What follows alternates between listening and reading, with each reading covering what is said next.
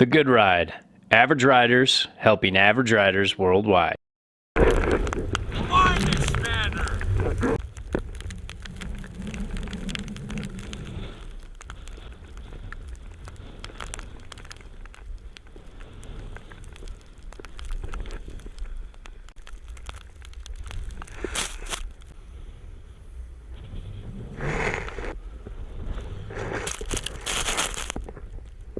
So here we are talking about the Jones Mind Expander 2019, and I thought it couldn't have been better to do a little comparison between the beloved 18 I own and the 19 Storm Chaser.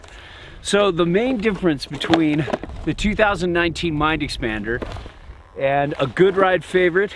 By the way, this is the Good Ride review of the Jones Mind Expander, so don't fucking steal my video, weird YouTube guy. I rode it with Burton Genesis X, my Adidas Tactical ADVs, and Genesis X's across the board. So it was a really fun comparison. This has a carbon fiber strip. This one doesn't. But this one to me feels stiffer than this one, which is really weird. But I did notice a subtle difference in the way this rode. This felt a little more poppy and a little more playful, a little easier to butter than the one I own, than the 18 without the carbon fiber strip. Caveat though, this is a demo and it's been ridden a lot. That was the third time I rode that board. So it's still breaking in. This seems to have had many a foot on it. It seems a little, not pretty. Just came back from, 3 weeks of demos. And yeah, so they were pretty much the same here. I felt this just a little stiffer, a little more aggressive, this a little more poppy and a little more buttery. I liked them both the same. Here's the real comparison here. Comparing these to the Storm Chaser, you can kind of see they have a very similar camber profile, kind of like a flat, almost a flat between the feet, but a lot of rocker. You can see the shapes. This is shorter, fatter, and this is longer and skinnier. There is no tail off the, and this is forward a good bit. And there's a lot more tail on the Mind Expander. And I think that, to me, is what makes me like the Mind Expander a little more. I like this, I like the stability on this on groomers. This is a little washy off the tail for me, making turns on groomers. And a little bucky going through, weaving in and out of trees, going over a bump, hammering through bumps. It's just like almost every short, fat, surfy board like that. It has, it has some stability, and it's good for how short and fat it is, but it's a characteristic of all those boards where they kind of buck you around a little bit more. The tail in the Mind Expander really helped hold and buck less. This was a little slower turning. It turned like this better. This was just a tree ninja. Going from this board to this board, from the Storm Chaser to the Mind Expander, it blew my mind how quickly this turned compared to this board.